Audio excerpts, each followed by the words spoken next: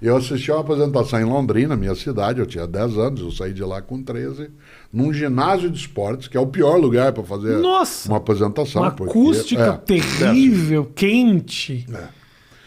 Do José Vasconcelos. Sim.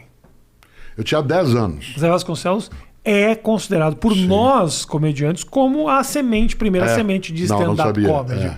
Porque ele já fazia uma coisa mais one-man show. Isso, porque sempre. ele tinha os áudios, ele falava, mas eram histórias que não eram piadas, eram histórias... Onde está José Vasconcelos? Em mim. O menino de 10 anos de idade, que agora tem 67, carrega José Vasconcelos desde aquela época. O número de vezes que eu me encantei com duas coisas. Primeiro, as risadas que dei por algumas imitações dele. Segundo, a admiração de ver alguém que dentro de um espaço que não era assim tão favorável, né, a uma apresentação, conseguiu levar adiante, conseguiu modular a voz. Fiquei prestando atenção em como é que ele fazia para não dar eco. Né? Pois bem, há mais de 10 anos eu fui fazer uma palestra um dia num antigo ginásio de esportes que não existe mais em Porto Alegre, que era, né, o ginásio de esportes do Grêmio. Eu sei que você tem outro tipo de adesão. Eu tenho, né? Eu não lembro nem do nome. Antes do estádio, né, você tinha o Gigantinho de um lado e tinha um outro espaço. E foi o maior depois público fizeram que eu o tive. Tesourinha. Isso. O maior público que eu tive na minha vida. Tinha 10 mil jovens do Rio Grande do Sul ali para assistir. Eu nem sabia que existiam 10 mil jovens no Rio Grande do Sul. Eu sei. Uma parte deles está no Rio de Janeiro. Muitos deles foram embora. Outros vão para a Califórnia. Isso. Né? Eles e o Lulu Santos e o Nelson Mota. E uma coisa boa, aliás, ótimo livro que eu li, foi um dos melhores livros que eu li ultimamente, foi o Nelson Mota. Né? Melhor que da Jane Fonda? Não. Jane Fonda é outra lógica. A Jane Fonda não é a qualidade, é mais o arrependimento e o preconceito. Esse aqui. Meu, né? Tolo. Tolo. E aí, que você ia imaginar, eu fui falar num lugar que é no ginásio de esportes, que ia ser demolido em breve, como o foi, né? E no qual eu tinha que pensar na acústica. Em quem eu pensei? No Zé Vasconcelos. O que ele fazia? Porque quando eu tinha 10 anos, ele soltava a voz, aguardava as palavras reverberarem, e aí ele falava outra frase. Ele aguardava aquilo que pareceria um timing de comédia, em última instância era uma capacidade incrível de comunicação para impedir que eu tivesse um entupimento auricular, né, com as frases em sequência. Isso me levou a fazer algo que até hoje, né, eu não sou um conhecedor da obra e da vida dele, exceto como espectador.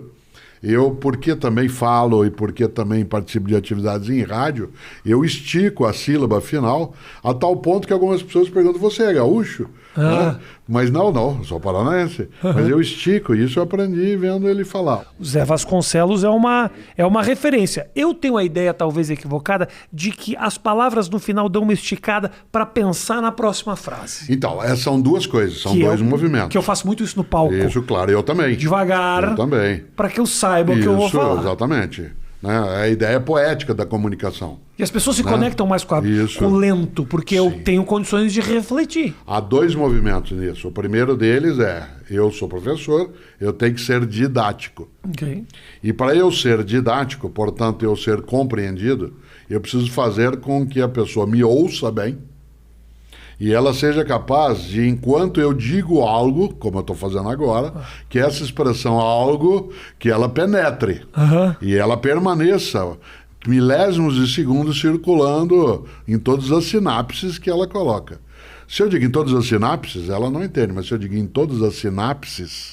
Valorizando. Isso, eu consigo que ela absorva e me dá tempo de dar o passo seguinte no meu raciocínio. Para ser didático, eu preciso encadear, né, reflexões, argumentos, de maneira que a outra pessoa entenda aquilo como sendo um contínuo. Essa é a razão, né, de esticar, né, não só os fonemas, mas especialmente as sílabas, né, de modo que ela vá, e isso dá um ar cantado. Segundo, esse não é o meu sotaque original, né, eu sou caipira, portanto eu tenho a puxada do R, do norte do Paraná. Eu estou na capital paulista há 53 anos, mas você identifica alguém da minha região pedindo para ele dizer uma colher, por favor. Né, que não sairá desse modo. Se original, sairia uma colher, por favor. Né? Então, uma colher, por favor, ela já permite esse tipo de identificação. A leitura, né? O sotaque caipira ele é um sotaque que pode ser usado mesmo, ele tem o seu encanto, né, sua beleza. Mas na minha atividade, né, é preciso que, especialmente por fazer palestra, gravar coisas também, fazer rádio e TV, eu preciso ter um modo de comunicação, não que ele seja mais neutro em termos de expressão vocálica, mas que ele seja menos manchado pela origem específica. Nesse sentido, nem eu posso usar o português lusitano original que se usa no Rio, né? Assim como um português fala pois, um carioca fala tomate. O carioca está mais perto do idioma original lusitano. Eu, em São Paulo, estou mais distanciado. Eu estou mais italianado no modo. Pois bem, dando esse passo aí que você pediu. Como eu sou alguém que atua também no rádio, uma das coisas importantes é que você lembre sempre que, diferentemente de um palco, né, em que alguém está ali para isso, quando você está falando, você está dirigindo, ele pode estar estudando, ele pode estar lavando roupa, ele pode estar namorando, ele pode estar tomando conta, né, de uma sala de aula, de uma portaria. Para que a minha comunicação ela seja eficiente, eu preciso estender e repetir. Estender e repetir.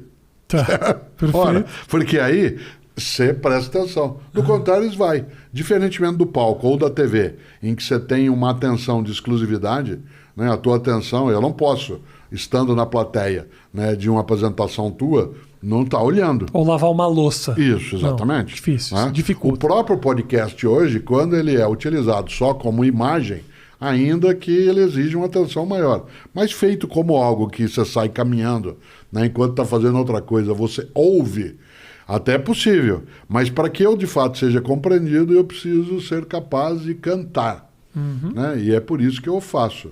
Aí as pessoas dizem, mas você usa um sotaque falso. Eu falei, não, eu uso um sotaque conveniente. É o teu sotaque. Aquilo que eu desejo. É um sotaque. Ele não é o meu o tempo todo, esse modo como eu estou. Se eu estivesse mas agora... é algo criado por você mesmo. Tanto que no campo do humor, né, há comediantes que me imitam, né, e gostam de fazê-lo. E o que você acha disso? Eu acho ótimo, porque sempre é uma homenagem. Você não imita alguém, você imita alguém porque ele é ridículo e, portanto, boçal, ou pelo outro lado. Eu prefiro olhar pelo outro lado, certo?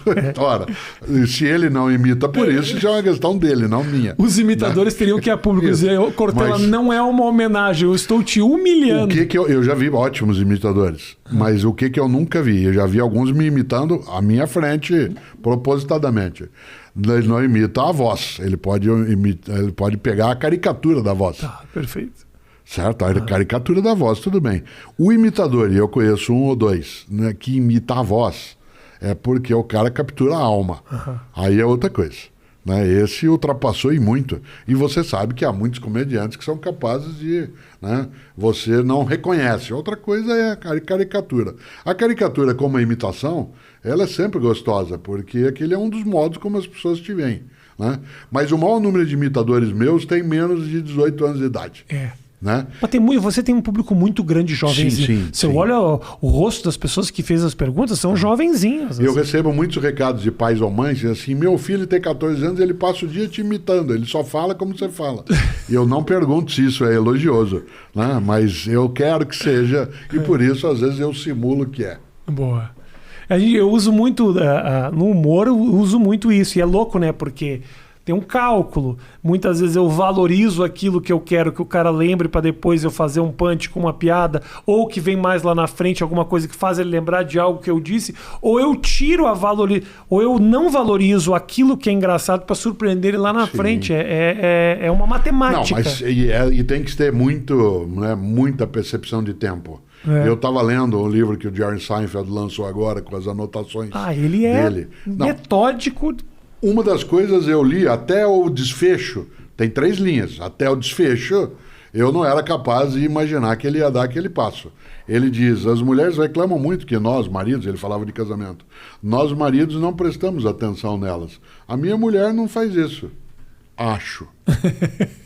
Ora, esse modo respirado não é só o timing da comédia, ele é também uma maneira própria, né, dele falar que faz com que eu serei capturado naquele momento. Claro. Então, claro. Rouba a atenção, você puxa para um lado, tira para o outro, tem coisas... Então o sotaque, ele pode sim ser trabalhado né, como uma forma de comunicação. Né? Claro.